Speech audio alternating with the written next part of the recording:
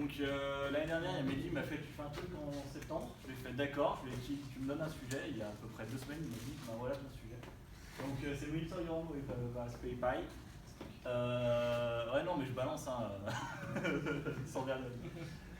Donc rapidement, qui je suis? Ben, je suis avec Vénéra, je suis développeur JS dans une SS2I lyonnaise. Donc c'est bon, tout le monde peut me cracher dessus, puis après ça ira très bien. Non, plus sérieusement, on fait partie des petites SS2I qui ont encore le temps de s'occuper de leurs clients et qui considèrent leurs collaborateurs comme des personnes humaines. Voilà. Il n'y a pas d'attaque, mais il y a des rachats qui font que d'autres petites SS2I cherchent des jouets. Donc, au sommaire, on va faire un petit tour rapidement pour expliquer à tout le monde ce que c'est un Raspberry Pi et après les cas d'utilisation qu'on peut avoir dans les maisons de maintenant et qu'est-ce qui peut être intéressant pour chez vous. C'est un talk qui va être super en surface, je ne vais pas descendre dans les détails parce que ça descend rapidement sur l'électronique et sur le genre de choses un peu poilues. Donc un Raspberry Pi, c'est quoi? C'est un petit boîtier comme ça qui fait la taille d'une carte de crédit plus ou moins.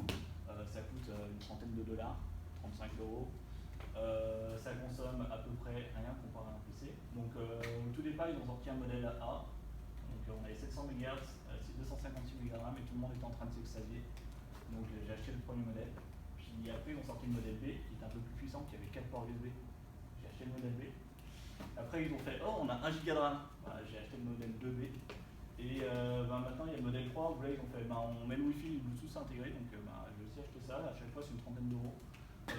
Je suis toujours arrivé à trouver une réutilisation du Raspberry Pi, y compris dans les utilisations qu'il n'y a pas, mais on peut faire du rétro gaming, on peut faire du home cinéma à la maison pour remplacer sa Freebox ou son Orange Box parce qu'elle ne marche jamais.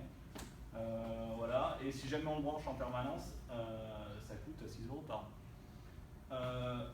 Quand on vous dit, généralement on dit un Raspberry Pi, c'est un ordinateur qui n'est pas puissant. Tout à l'heure, je posais une question toute bête, c'était pourquoi Windows XP? Parce que Windows XP, quand il est sorti, c'était en 2001, et il recommence d'être 300 MHz et 128 MB de RAM. Donc c'est-à-dire que le premier Raspberry Pi, il était déjà 2 fois plus puissant que ça. Donc l'ARM, c'est pas de l'Intel, donc c'est pas exactement les mêmes protocoles, mais tout ce qui fonctionnait déjà sur Windows XP, on est capable de le faire tourner, sans la partie graphique, bien entendu. Même si sur les modèles, on était quand même déjà capable de décoder de la HD. Donc après, ils ont sorti le Raspberry Pi 0 parce que les IoT, c'était super sympa. Puis là, ils ont fait on fait un petit truc qui fait la taille de 2 pièces de monnaie. Okay, ça consomme 140 mAh, donc quasiment que dalle, on peut laisser ça sur une batterie pendant assez longtemps. 1 Go de RAM et un pros de 1 GHz. Donc si on revient sur la slide précédente, c'est 3 fois plus puissant, un peu plus, que notre Windows XP. Donc à chaque fois sur Raspberry Pi, on voit quoi? On voit, sur cette image-là, on voit des petits emplacements, des petits trous. Et sur les modèles plus grands, on voit la même chose. Et en fait, c'est une espèce de port, des ports d'interface avec le processeur, qui sont assez simples d'accès. Donc on achète des petits pins, j'en ai dans mon sac, je vais pouvoir vous montrer après. Ça coûte rien et ça vous permet de faire de l'électronique de base ultra facilement et ne pas avoir besoin de faire de soudure et ce genre de choses. C'est super simple d'accès, on peut s'amuser avec les enfants.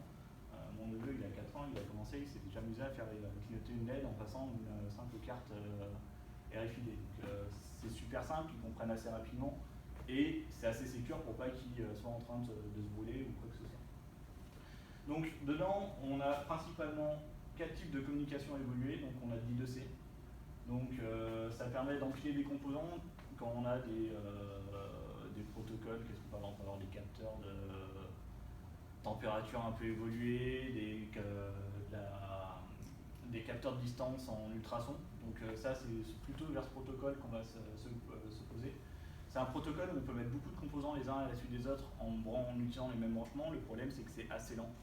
On ne peut pas faire passer 3 messages en même temps. Enfin, de manière... Après, on a le port UART qui nous sert de port série. Donc ça va nous servir pour l'exemple que j'ai plus exprimé par la suite, qui est la communication avec un compteur EDF.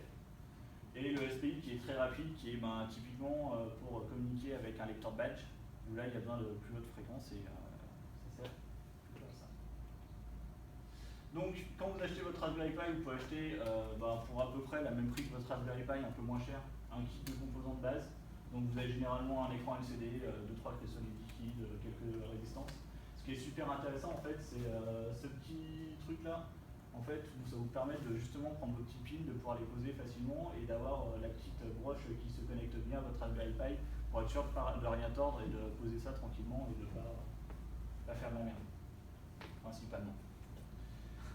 Donc après, la première chose que j'ai pu faire, j'ai acheté 2 capteurs de température. Donc je suis allé à Radiosine, puis je lui ai dit je veux un capteur de température. Il m'a dit tu peux en commander que 5 et c'est 35 € l'unité. Du coup, j'ai fait le go. Je suis allé sur quelque chose qui s'appelle eBay et j'en ai eu 2 pour 4,5 €. Donc le schéma, il est assez simple de base. Donc à chaque fois que le Raspberry Pi s'est super développé, c'est-à-dire que quand vous avez besoin d'une information, vous voulez faire, j'ai envie d'un capteur de température, vous aurez toujours quelqu'un qui aura trouvé une idée, le truc sympa. Donc moi, ce que j'ai fait, c'est que j'ai acheté une sonde qui était étanche parce que je voulais pouvoir éventuellement tremper ça dans n'importe quoi et avoir une indication de température. Donc là, à chaque fois, vous allez avoir les petits pins. Donc je pourrais vous montrer tout à l'heure. C'est super simple d'accès, il suffit juste de compter et c'est toujours la même chose. La seule grosse différence où il faut faire gaffe, c'est qu'entre le modèle 2, 2B et 3, c'est pas exactement les mêmes branchements. Donc il y a à chaque fois des images qui sont aussi claires que ça, qui sont précisées pour votre modèle. Il faut faire attention. Donc pour un capteur de température, vous faites ce petit branchement là. Donc en gros, vous prenez les 3 fils de votre capteur de température, vous rajoutez une résistance entre deux bornes. Vous prenez votre Raspbian que vous avez copié-collé sur votre carte USB, vous modifiez une ligne de code qui est bien expliquée, puis après en fait vous allez bien afficher dans Linux et vous avez la température en temps réel. Ou pas loin. Donc c'est super simple, ça veut dire que vous prenez n'importe quel programme, que ce soit du Node, du Java ou si jamais vous ne savez pas trop développer du Ruby. En fait vous êtes capable de regarder un truc de température assez facilement. Donc après, là j'ai expliqué un peu plus le téléinfo parce que principalement c'est parce que c'est la chose qui m'a le plus intéressé. Pour un cas concret, il y a des personnes qui ont des panneaux solaires chez eux. Ils aimeraient savoir combien ils produisent par an et voir si jamais le gars qui leur a vendu, vous allez faire 10 000 € d'économie sur 10 ans, il s'est trompé ou pas. Donc j'ai un cas concret, donc je l'ai fait pour une maison que je connais bien. C'est celle de mes parents, principalement. Donc la seule condition qu'il y a, c'est qu'il faut avoir des compteurs assez récents. Les compteurs blancs, c'est pas les Linksy, les derniers, c'est juste les compteurs blancs en fait. Vous avez un petit capot en bas que vous pouvez enlever sans enlever de plomb. Et en fait, vous avez un petit bornier avec 2 fils. Et en fait, vous pouvez vous connecter à plein d'informations sur votre compteur EDF. Plus que vous pensez d'ailleurs. Donc, qu'est-ce que ça fait? Comme vous avez 2 fils, vous avez une porteuse qui est collée. Donc, c'est de la modulation, c'est super sympa. Je suis incapable de vous dire ce que c'est exactement le signal qu'il y a là. Heureusement, en fait, on va faire un petit schéma qui va redresser, puis en fait, vous allez prendre un petit autocoupleur qui va retransformer le signal, et une fois que vous l'avez comme ça, en fait, votre Raspberry Pi va être capable de l'interpréter. Donc, la seule chose qu'il faut bien penser quand vous commencez à brancher des systèmes externes, genre votre compteur EDF, un autocoupleur pour, je sais pas, contrôler un interrupteur ou une prise, il faut isoler votre Raspberry Pi de l'installation, parce que si vous faites une connerie, ça peut soit cramer votre Raspberry Pi, soit faire pire. Donc pour faire ça, en fait, c'est très simple. On achète un petit autocoupleur. Donc un petit autocoupleur, j'ai marqué les prix. C'est à peu près pour 10 autocoupleurs, vous en avez pour 4 €. Donc ça reste très raisonnable. Vous pouvez vous amuser à les souder et les dézinguer, c'est pas très grave. Ça se remplace assez facilement sur la carte une fois que vous avez cramé, parce que vous avez consommé le plus et le moins de votre alimentation en 15 volts. Voilà. Donc là, en fait, c'est le montage ultra simple qui permet de se brancher sur un Raspberry Pi. Donc, comment ça se passe? Là, vous avez votre entrée-sortie de votre téléinfo, donc vous avez vos 2 câbles, vous branchez sur le téléinfo. Là, on vous dit, vous mettez sur le ground, donc la MAC, c'est la même chose que ce que vous aurez sur votre schéma. Le 3,3 volts, il est aussi fourni par votre Raspberry Pi. Et là, vous voyez en fait que vous n'avez qu'une seule chose réellement à brancher sur un port de données de votre Raspberry Pi. Et là, en fait, vous allez pouvoir commencer à communiquer en série avec votre installation. Donc maintenant, quand vous allez regarder ce que ça sort sur votre port série sur votre Raspberry Pi, je ne vais pas rentrer dans le détail parce que c'est un peu technique. Mais là, l'avantage, en fait, c'est que vous allez commencer à avoir des messages. Alors, vous enlevez tous les commentaires qui en vous lignent, et vous allez avoir des messages comme ça qui vont arriver en boucle sur votre compteur. Donc là, j'ai mis 2 trames différentes. Donc là, c'est consommation d'électricité, et à droite c'est la production. Et en gros, j'ai essayé de montrer que vous avez toujours la première chose qui arrive dans la trame, c'est l'identifiant de votre compteur. Donc c'est la même chose que ce que EDF utilise pour identifier votre compteur. Après, vous avez OP tarif, je ne sais jamais ce que c'est, et puis ça ne m'a jamais servi, du coup, je ne l'ai pas noté. Voilà. Après, vous avez l'intensité souscrite, typiquement, en fonction de la maison, c'est le prix de votre abonnement. Après, vous avez ce que vous avez consommé depuis le début, que vous ayez le compteur en index, heure creuse, heure pleine, si vous avez l'option. Si jamais vous n'avez pas l'option, en fait, les trames, elles changent énormément. C'est en fonction des options que vous avez plus ou moins d'informations qui transitent. Si jamais il n'y a rien à transiter, en fait, il masque juste la trame, le compteur, et vous la recevrez juste jamais. Voilà. Après, il y a l'intensité instantanée, l'intensité max appelée et la puissance apparente. Donc ça, c'est si jamais vous voulez savoir, et en temps réel, ou presque, ce que vous êtes en train de consommer quand vous allez allumer votre machine à laver, vous êtes capable de le faire. Et là, à droite, c'est à peu près les mêmes informations, sauf qu'en fait, au lieu d'avoir les index heure creuse, heure pleine, vous avez les bases, et là, c'est ce que vous avez produit. Ces informations, elles sont envoyées en boucle. Et le schéma que je vous ai montré tout à l'heure, c'est super bien, mais le Raspberry Pi, il n'a qu'un seul port série. Donc vous connectez soit à votre production, soit à votre consommation, mais vous ne pouvez pas lire les deux.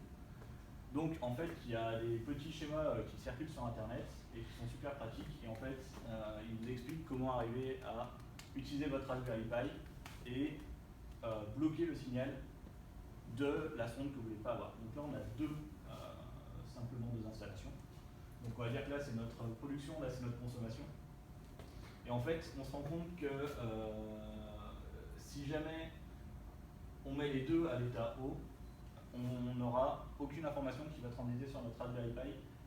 Parce que, pour la simple et bonne raison, c'est que ce qui va être transmis va être en même niveau que le 3 volts en résistance couleur, et du coup l'information va être masquée.